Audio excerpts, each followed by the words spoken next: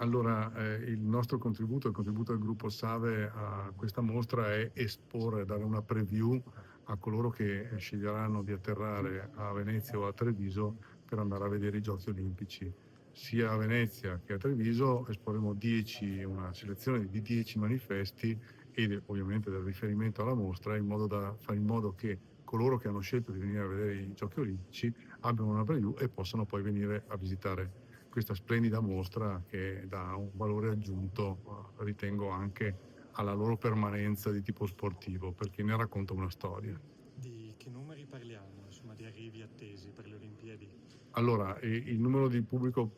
totale previsto per le Olimpiadi Milano Cortina a 2026 è di 2 milioni e si stima che il 10% di questa cifra a livello italiano atterri negli aeroporti nel nostro paese. E le due porte d'ingresso però sono Milano per il nord-ovest e Venezia per il nord-est, e solo a Venezia saranno circa 6.000 coloro che, tra atleti, squadre, piuttosto che broadcaster a livello mondiale, atterreranno a Venezia per poi venire a dare un servizio ai miliardi di spettatori che vedranno le Olimpiadi in televisione.